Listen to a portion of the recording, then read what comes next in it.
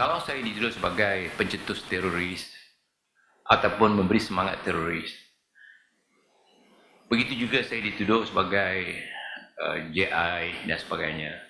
Saya rasa orang pertama menulis buku mengajak umat Islam di Malaysia, di Singapura yang berbahasa Melayu ni taat kepada pemerintah adalah buku yang pertama saya tulis, ya, yang mana Datuk Seri Saidan Kasim beli seluruh buku yang ada di penerbit, adalah buku yang jadi kontroversi, hukum mengkafirkan pemerintah Islam. Ya, subhanallah. Saya nak tunjukkan kepada antum. Buku ini, ini dia bukunya. Saya rasa belasan ribu buku ni dicetak. Dan buku ini jadi kontroversi.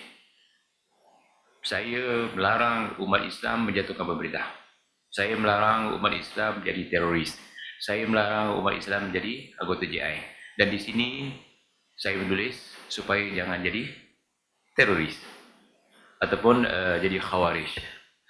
Begitu juga apabila anggota JI mereka merancang dan ada individu-individu yang sudah ditetapkan untuk menjadi pengebom berani mati. Ya. Jadi saya menulis tentang pengebom berani mati. Subhanallah. Ya, tulisan ini pada masa itu belum ada bom Bali, belum ada bom London, belum ada bom New York. Maka saya tulis satu buku, Hukum Pengebom Berani Mati.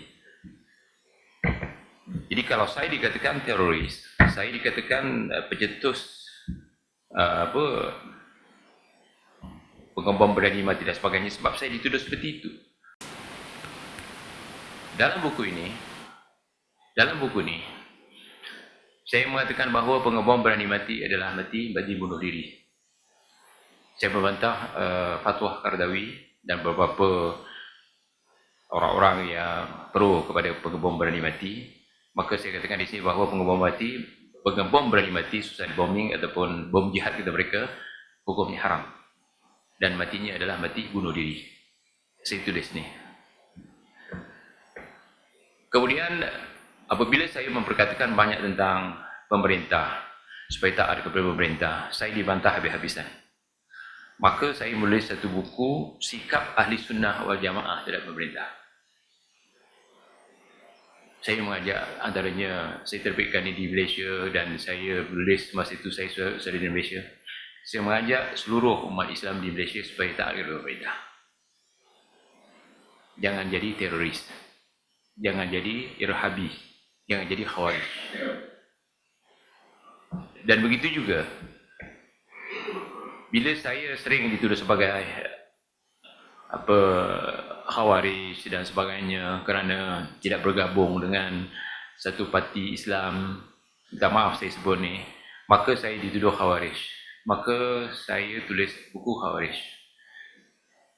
Jadi bila saya pergi ke satu tempat, mereka sembahyang dua imam. Saya tak cerita sebelumnya. Jadi saya sembahyang dengan yang berimam UMNO ni. Jadi yang berimam dengan parti yang satu ni, dia mengatakan Rasul Dahri Khawarij, tak mau sembahyang kami. Maka saya tulis. Saya tulis ni terjemahan daripada buku Ibn Taymiyah. Bermakna kalau ada satu masjid yang imamnya sudah dilantik oleh pemerintah, kalau kita buat jamaah kedua, itu dinamakan Khawarij oleh Ibn Taymiyah. Sila baca buku ni. Maka saya jawab, jadi di mana mereka boleh tuduh kita ni sebagai khawarij dan sebagainya. Kemudian bila saya dituduh sebagai teroris, saya sebelum ni saya tak dedahkan tuduhan-tuduhan ni. Bila saya benar-benar dituduh teroris, saya pernah membentangkan kertas kerja. Mungkin Pak Wahab ada pada masa itu. Diresmikan seminar ni, diresmikan oleh Ketua Polis Negara. Tetapi pada masa itu, Ketua Polis Negara tak boleh hadir, digantikan oleh anak Tun Mahathir yang jadi Menteri Kedah. Pertama sekali dicapai oleh anak Mahathir itu jadi Menteri sekarang, buku ni. Jadi kalau saya seorang teroris, belum ada JI, belum ada ISIS, belum ada secara serius penangkapan teroris-teroris di Malaysia, saya sudah menulis ni. Dan dijadikan, bukan orang buat kata kerja, saya buat buku supaya tidak hilang.